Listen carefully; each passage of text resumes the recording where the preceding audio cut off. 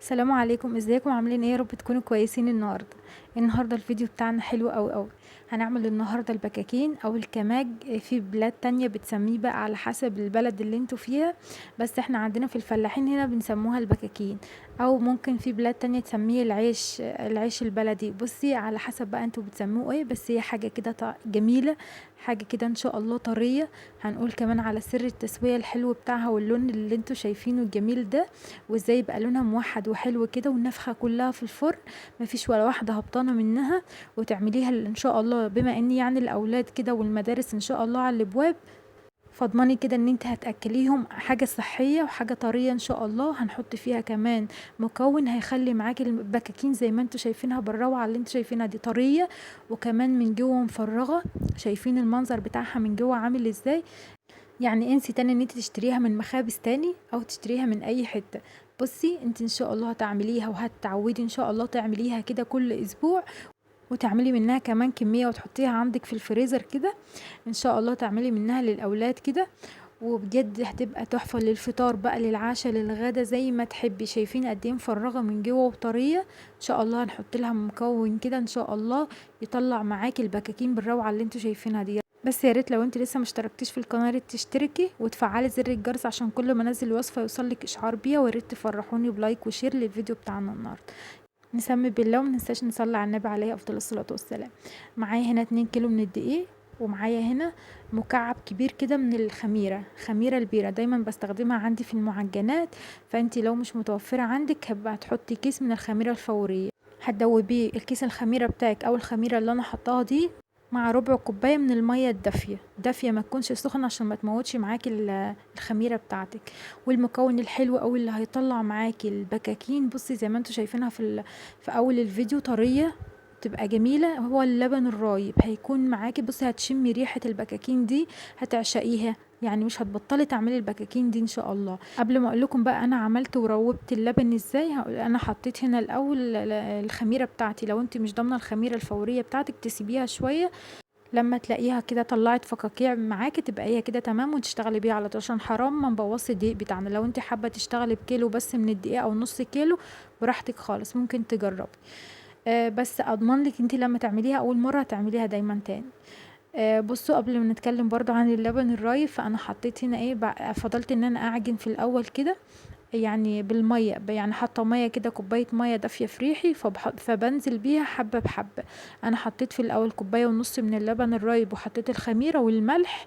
قلبت الاول الملح مع الدقيق، وبعد كده نزلت اهو باللبن الرايب، ونزلت كمان بالميه الدافيه بعجن حبه بحبه. وبعد ما لميت بعد ما لميت الدقيق كله واختفى معايا بالميه، نزلت هنا بنص كوبايه من السمنه هنا انا مسيحاها، بس مش متسخنهاش او لا، بس تكون تسيح معاكي يعني.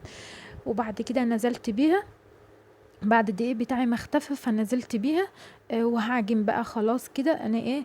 اعجن بقى كويس. اهم حاجه في المرحله دي ان انت تعجني كويس وتلمي العجينه معاكي وتبقى ناعمه.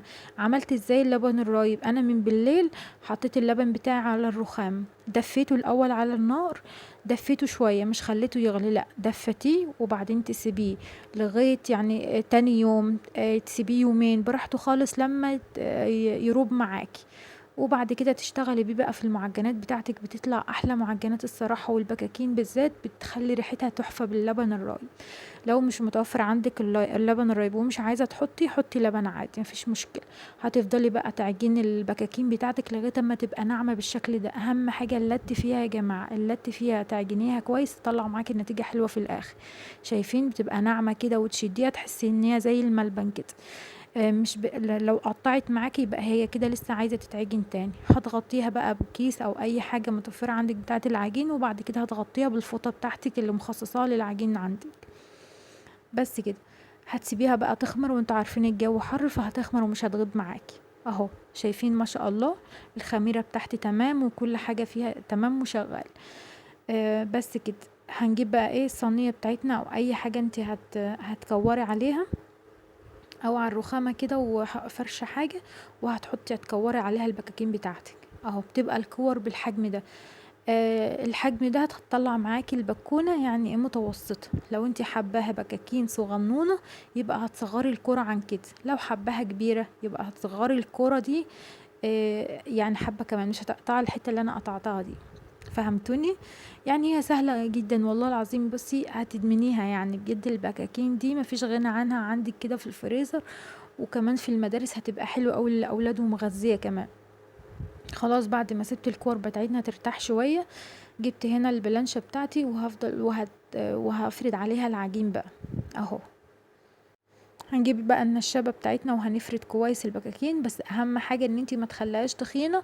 في ناس بتخليها تخينة كده، السمك بتاعها على فكرة بتبقاش حلوة خالص، وبتبقى تاني يوم بتفرول معاكي وبتبقاش حلو. لما تخلي السمك بتاعها بالشكل ده، يعني لا هي رهيفة قوي ولا هي تخينة، لا انتي خلي معاكي، حاولي تظبطي السمك بتاعها، ما تحاوليش ان انتي ترهفيها برضو قوي او تفرديها قوي، فعشان ايه ما تنشفش معاكي في الفرن. شايفين بتبقى السمك بتاعها كده اهو، شايفين زي الفل تبقى كده بالظبط. الدقيق اللي انا مستخدماه، عشان ما قلتلكمش على موضوع دقيق، يعني انا مستخدمه جميع الاغراض.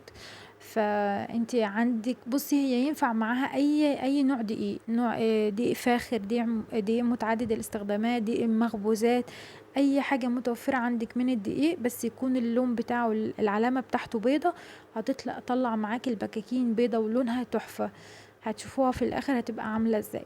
بصي انا هفردهم كده على الصينيه بتاعتي، وبين كل طبقه والتانية حطيت فوطه عشان خاطر ما يلزقوش في بعض، وهتسيبوها هتشتغلي على طول، هتشغلي الفرن على طول بتاعك، سواء الفرن الغاز او فرن البوتاجاز، هيبقى الاتنين. حابه تعملي في الفرن اللي هو انا بعمل فيه ده، الفرن الغاز، حابه تعملي على الصينيه وتدخلي الفرن، مثلا ترصيهم على صينيه وتدخلي الفرن براحتك خالص.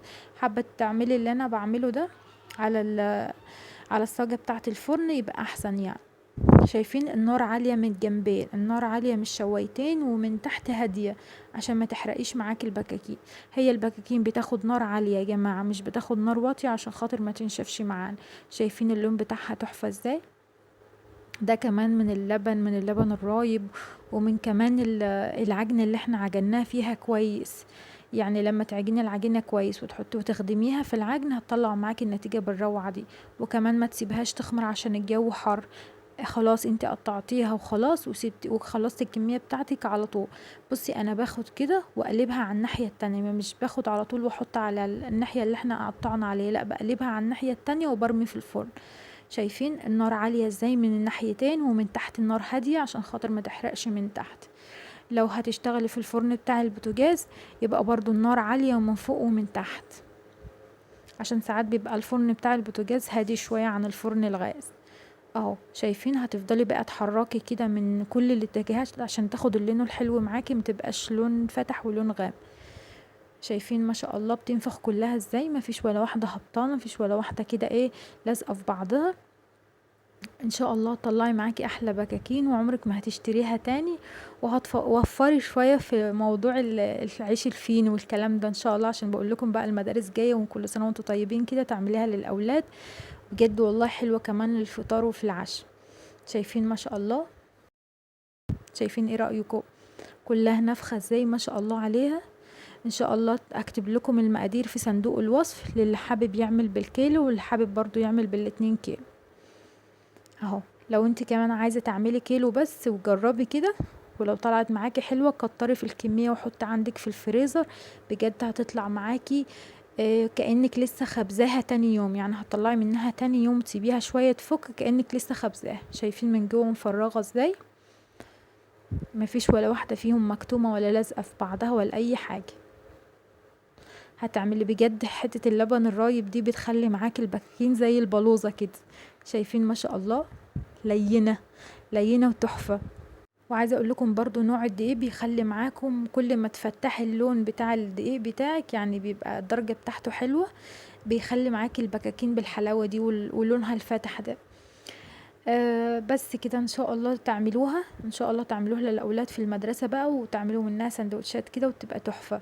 بتمنى يا بنات لو انتوا وصلت لغايه النقطه دي من الفيديو، يا ريت تكوني حطيتي اللايك الحلو بتاعك، عشان بجد هو الدعم ليا، وهو اللي بيخليني استمر في القناه، وهو كمان اللي بيرفع لي الفيديو لناس تانية تشوف. يا رب كده يكون اللي دخلوا عندي انبسطوا من القناه وشافوها وعجبتهم، وان شاء الله كده ايه ننزل فيديوهات تانية اكتر واحلى. بتمنى ما تبخلوش عليا باللايك والشير، وتفرحوني كده ان شاء الله بالاشتراككم في القناة وشير مع اصحابكم. بجد دعمكم ليا بيفرق معايا جدا، واشوفكم تاني على خير ومع السلامة.